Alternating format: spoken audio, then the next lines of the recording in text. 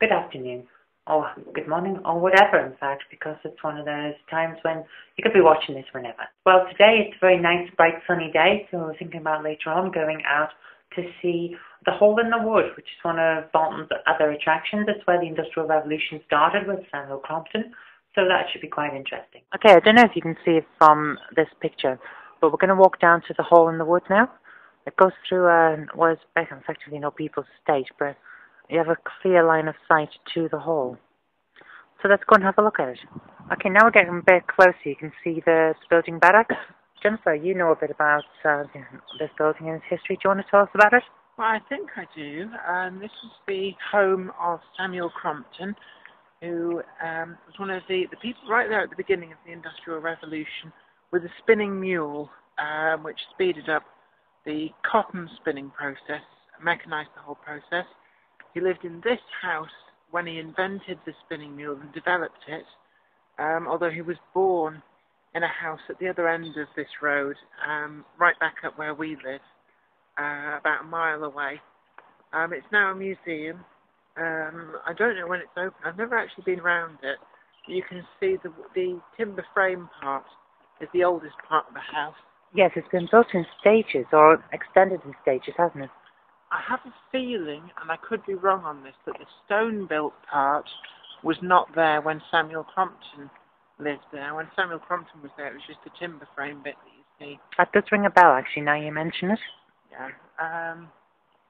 But it's a nice little place. It's strange, because it's actually in the middle of what looks to be like a council estate. And then you just come to this, and it's like going to another world. It is weird. You turn a corner, like we showed earlier on, there's an old people's area, and then you turn a corner, and it's an even older people's area. Well, yeah, it's a museum, but it's only open for a couple of days a year. It's quite strange. Yes, but we had that in the local paper. There was a bit of a annoyance and a lot of complaints about that, because it used to be open every day, and then it got closed down to 4 days a week. And then, due to budget cuts and basically not an awful lot of people coming to see it, that went down even further. Now it's only a few days a year. I must say, it's not very well signposted. If you don't know it's here, it's very easy to miss it. It is strange enough. It's signposted on the main road, but once you get close to it, they don't bother telling you where it is. And it's not obvious from the streets. You literally turn a corner and it's there. It's amazing, though. If you have a look at the different styles of windows, it's just amazing how different it all is. So let's have a look around. We come around here, and you can actually see the transition between different styles of brickwork.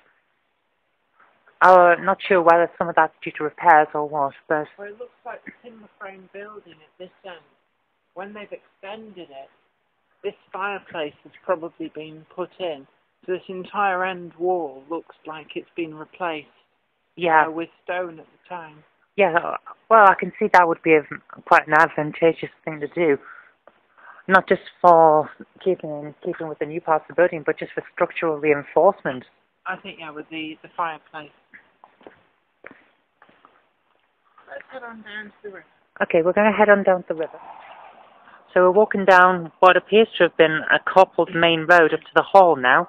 We're not sure where it goes, and the light is a bit iffy here, so I'll put my hand over to try and shade the camera. Not that it's going to do much good. So, Jen, do you want to tell us your theories? Well, my theory is that this road's actually called Hallithwood Lane. The hall's on it, Hallithwood Hall. It comes all the way from just behind where we live, about a mile away, and you can trace it. It's been severed by much newer roads in places. But by the time it gets to here, you can see it's been abandoned for probably in excess of 100 years. And it's probably just the old road that would have connected Hallithwood through to Astley Bridge. There's probably, this industrial area has probably erased what evidence there would have been for a bridge over the river. So I'm kind of expecting it to just end at the bottom here. But originally it would have probably gone on its own bridge over the river. Well, we're going to go and have a look and see if it does end or not. The noises you can hear in the background on this are the industrial areas that are built up around here. But it's amazing to look at the cobbles. This is the standard of roads back then, isn't it? Oh yeah, perfectly adequate for walking on, for Horse and horse and cart. cart, things like that. Yeah, cars didn't exist back then. Although having said that, it's a bit uneven. So if you're on a horse and cart, expect a lot of jolting. Well, yeah, but people tend to walk. Well, that's true. Here, this is where it ends at these gates. As you can see from the pattern of the cobbles, that's where it headed. The bridge. You're right, actually, yes. So it would end at these gates.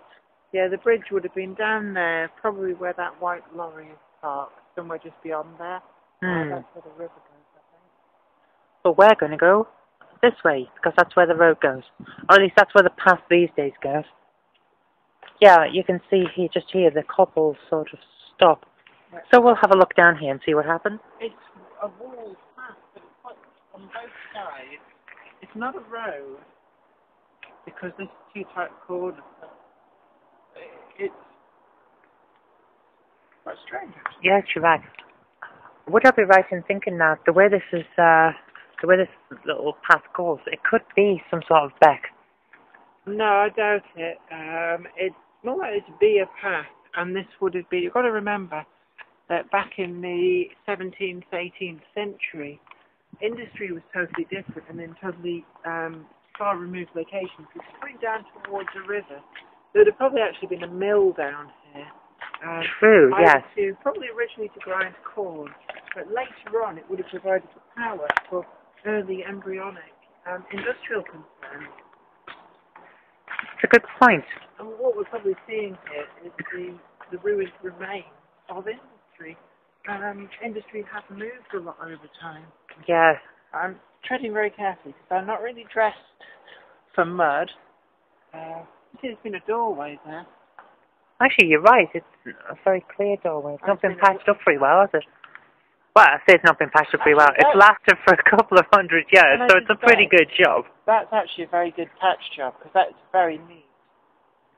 Yeah, but what I actually meant was it's still obvious, but I suppose it doesn't really matter when it's industry. It's not like it has to be aesthetically pleasing. Yeah, and that is the river. So yes, you're probably right, there's been a mill round here. Let's have a look. And here we are at the river.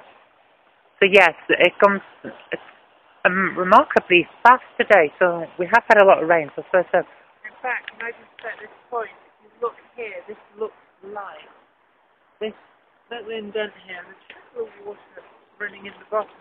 This could well have once been the tail race from a mill. So the mill would have stood over there somewhere. Yeah, almost certainly. And then there'd been weirs up the river. So you can see over there, there's a bridge of some sort. That may even be the modern equivalent of the original bridge. Could be the original bridge buried underneath it. We can go and have a look. Let's go and have a look here. This is interesting. I think you're right about the original bridge. Yeah, the old. Definitely. So there you are. Old stoneworks and let's see if I can get the shadow in so that we can see properly. I am. The new bridge is going onto all the stonework. So I think you're right, the new bridge is built on the old bridge. And you can see actually the cobbled lane takes up again. So where we came down to here. Yes, you're right. What else did you notice over here? Right, if we look at these old railings here, they've got what's left of green paint on them. Oh, yes. The ground level on this side is built right up to the new bridge. It is, yes. But if you look over on the other side, you can see the original parapet of the bridge. And these railings go right down onto it. They do. So, there you are.